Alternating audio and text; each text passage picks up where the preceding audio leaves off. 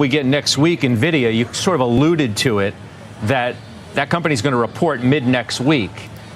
There's always a lot riding on it, as we know.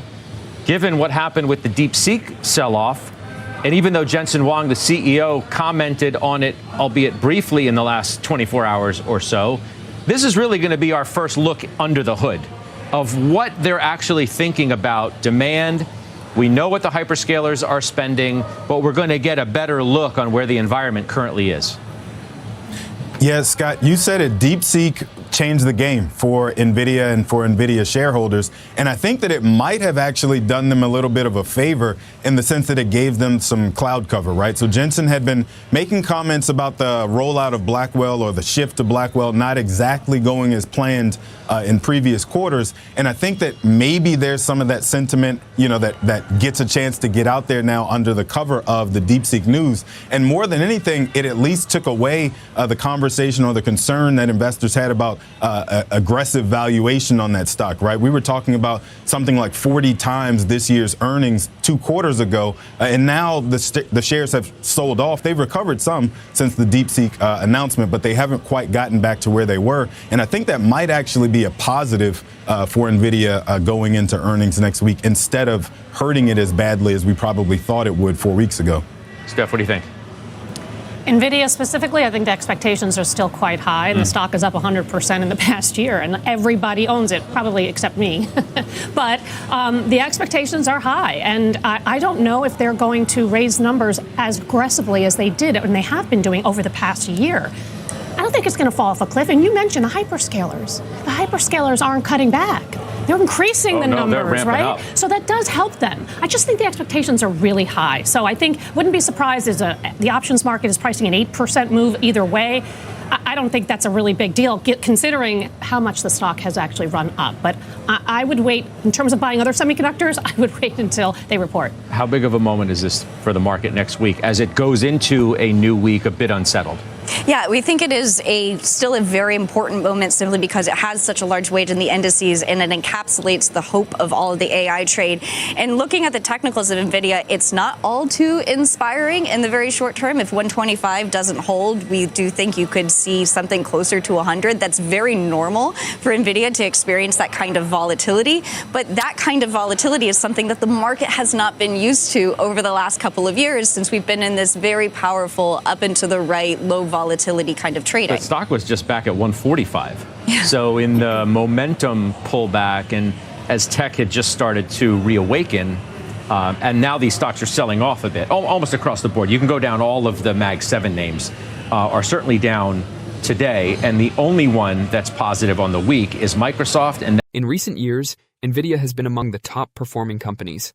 Nonetheless, the stock appears to be poised for long-term success, as artificial intelligence, AI, still appears to be in its infancy. Let's examine 3 reasons why long-term investors should purchase Nvidia. 1. Spending on AI infrastructure is expected to keep rising. Spending on AI infrastructure will remain the primary source of Nvidia's growth. Since the company's graphics processing units, GPUs, are now the foundation of AI inference and training, they often gain a lot from higher investments in AI infrastructure. In order to train their AI models and make them more sophisticated, major IT businesses and AI startups in the United States have required exponentially more computer power and GPUs. This is demonstrated by the fact that Meta Platforms uses 10 times as many GPUs to train its Llama 4 model as it does for its Llama 3 model, while Elon Musk-backed xAI ramps up the GPUs from 20,000 to train Grok 2 to 200,000 to complete Grok 3's training. Future spending has been questioned in light of China's DeepSeek AI model, which the company said was trained for less than $6 million. So what implications does this have for Nvidia's stock? Let's explore that. But first, a big thank you to those of you who've stuck with us this far. Creating these videos takes significant effort and dedication, so if you're enjoying the content, please hit the like button, subscribe to our channel, and share your thoughts on Nvidia stock in the comments. Your support truly helps us grow. Now, let's get back to the video. Names like Nvidia keeping weekly losses to a minimum around 2.5% ahead of earnings Wednesday. Investors will be looking to CEO Jensen Huang for commentary on the supply of its latest chip, the impact of tariffs, and of course any fallout from last month's DeepSeek news. Hard to believe it was a month ago, Scott. Yeah, I know it. Perfect setup for us. Seema, thanks so much. Seema Modi. Staying with Nvidia now, earnings obviously front and center next week. The latest checkup on the strength of the AI trade. For more on what to expect and what the current landscape actually looks like right now, let's bring in First Smart Capital founder and partner Rick Heisman. Welcome back. Hey, it's good to see you. So let's just think about Nvidia for a minute. I mean, in general, what do you think is on the line next week for the AI trade? Well, it's really, are people continuing to spend on CapEx? And we're seeing not only the hyperscalers, but also companies in the private market continuing to bet big on the long term on AI and therefore continuing to buy chips from NVIDIA. So we heard within the last 24 hours from Jensen Huang, CEO, who addressed the fallout from DeepSeek, suggesting that the market got it wrong, that all it shows you is that you're going to need way more compute, not less. Some of the other hyperscaler CEOs spoke of, similar needs following that really big upset that we witnessed in the market, and I'm sure you watched it as closely as everybody else. Is that how you see it too? I don't see it exactly the same way. Where's the nuance then? I see that there are going to be open source and closed source data sets, and they're going to need different amounts of compute to be able to work together. But, all the big models are going to need a massive amount of compute. So maybe the hyperscalers will have some closed models, even OpenAI having closed models. But some of the open source models will be used by more of the startup ecosystem and people who need to be more capital efficient. Did you come away from that story thinking that it was less bullish for an NVIDIA, or at least even to some incremental degree? Did you come away thinking that? A little bit, but not really, because what you're seeing is that there's still this fundamental demand from AI. The important thing is DeepSeek immediately rocketed to #1 on the App Store, which means there's still fundamental consumer demand for whatever AI products out there. And as much as you could track, fundamental demand equals demand for NVIDIA chips, and therefore that demand will remain for the near term. You mentioned the amount of money that the hyperscalers are spending. I mean, it's extraordinary, right? How long does the market accept that? They have to accept it for the rest of 25, both on an offensive and defensive perspective. No one's going to announce on their earnings, we're going to spend less because we believe less in AI. That's not going to be a 25 story. It's, hey, we have to be offensive and defensive. We're at least halfway across this lake. We're beginning to see with things like Agentforce, the AI is working, it's driving ROI, and we need to continue to double down on this hand. I don't know that there's a stock in the market that has higher expectations than Nvidia, which always does, and it's going to again next week, and maybe the stakes are higher given the way we're ending this one. Well, that's true. They are higher, and everybody will be looking at Nvidia as sort of the harbinger of where AI is going. But we'll see. I mean, Elon Musk just spent quite a bit of money on thousands of Nvidia chips that he put together, and within a few weeks or maybe months, they put together a large language model, which is very competitive with the other ones. I think the fact that we've got everybody scrambling to build the next best large language model, and every week we seem to have another one, I think that's great progress in terms of what the users of this technology are going to be able to do with it. I think that's already happening. So yeah, I think NVIDIA is very, very important, but so are 493 other stocks besides the Magnificent Seven, and I think they're going to continue to crank out better. Prominent tech cloud computing firms like Amazon predicted that more money will be spent on AI infrastructure if per-unit AI costs decreased. Experts have questioned how much it actually costs to construct DeepSeek's model. Independent semiconductor research firm SemiAnalysis estimates the genuine cost was closer to $1.3 billion. Meanwhile, this year, the three largest cloud computing providers are significantly increasing their investments in AI infrastructure.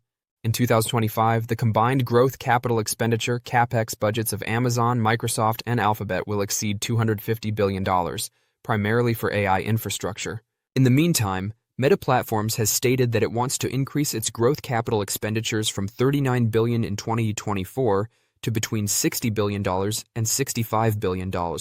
Additionally, as part of Project Stargate, A group of businesses supported by SoftBank of Japan promised to invest $500 billion in AI infrastructure in the United States over the course of the next several years. Spending on AI infrastructure is currently only going to rise, and Nvidia appears to be the biggest beneficiary. 2. A dominant position in the market. Nvidia's market dominance in GPUs, with a roughly 90% market share, makes it a significant AI winner. The broad moat the business has established with its CUDA software platform is the reason for this dominance. As its name suggests, GPUs were first created to aid in accelerating the rendering of images in video games. To stay informed about the latest developments from Nvidia and the ever-changing stock market, consider subscribing to our investing tutorial channel. We provide daily updates on significant market shifts and key catalysts, so hit that subscribe button to ensure you never miss crucial information. We'd love to hear your thoughts on Nvidia stock, so please share your opinions in the comments below. Now, let's dive into today's video. Next week, Nvidia is one of those, which you pointed out. I think this for them is going to be something where they need to shake off the DeepSeek news, right? They dropped like 17% the day that news came out. And so I think they need to show that that's not going to be a problem for them. They've already came out to say that they actually expect that there's going to be more computing power needed based off of what happened with DeepSeek. And you've seen the CapEx from all of these major firms have actually increased. Like I think $335 billion this year is earmarked to go towards AI spending. So I think they just need to prove that that demand is still there. They have a conference, I think, in March, and I think that's probably going to be more of a market-moving event than what we see next week, but markets are absolutely going to be watching that. Yeah, there's just so much going on there, and it's so interesting that NVIDIA is going to have to take a little bit of a defensive position, potentially, and spend some time on the call talking about that DeepSeek news. And then there's the most important company report this week, if not this year, okay? NVIDIA. We had many reports offering forecasts of how the $3 trillion AI and accelerated computing company might be doing. They all came out today. They were all positive. All I can tell you is that we had a huge sell-off in the semis today, and the chief index off 3%. It's not a good sign for NVIDIA, which got decked, and it fell a sickening 4%. I say own it, don't trade it. But our strength may be tested by the possibility of a slow ramp in its Blackwell platform launch. New iterations of NVIDIA's chips have always been questioned for their worth. I bet CEO Jensen Huang offers a clear path for those who want to join the new industrial revolution that he's helped create. Oh, I hope it matters. To enable developers to program its CPUs for different purposes, NVIDIA created the CUDA software platform in or around 2006. As a result, CUDA became the primary platform for programming GPUs for purposes other than video games after developers learned how to use it. With CUDA-X, a collection of microservices, libraries, tools, and technologies created especially for artificial intelligence and high-performance computing and built on top of CUDA, NVIDIA has increased its software leadership over time. When SemiAnalysis compared its GPUs against Advanced Micro Devices' MI300X GPU near the end of 2024, it demonstrated NVIDIA's broad moat. It claimed that its chip was unusable for AI training right out of the box, and that it required several AMD experts to fix software issues it encountered. In the meanwhile, it described NVIDIA's unconventional experience as incredible. However, NVIDIA isn't sitting still. To keep ahead of the competition and spur innovation, the corporation has increased the frequency of its software development from every 2 years to around once a year. Going future, this ought to provide the business strong pricing leverage. 3. Low-cost appraisal. NVIDIA's stock is still reasonably valued despite the company's impressive recent performance. It is trading at a price-earnings-to-growth PEG ratio of 0.5 and a forward PE ratio of 25 times 2025 analysts' projections. Growth stocks frequently have PEGs substantially above 1, whereas stocks with PEGs below 1 are typically undervalued. NVIDIA, meanwhile, has been a growth engine and is expected to more than double its revenue in its fiscal year 2025 for the second consecutive year. As of right now, analysts anticipate that the company's sales will increase by over 50% in fiscal 2026 and by an additional 20% in fiscal 2027. Overall, NVIDIA still has a lot of potential ahead of it, as long as the stock price is still low. For long-term investors, it makes it a good investment. Don't forget to share your thoughts and experiences in the comments below. Your input helps create a more knowledgeable community where we can all learn and grow together in the world of investing. Stay up to date with the latest market trends, insights, and key updates by subscribing to Investing Tutorial. We're here to help you make smarter investment decisions and stay ahead of the curve.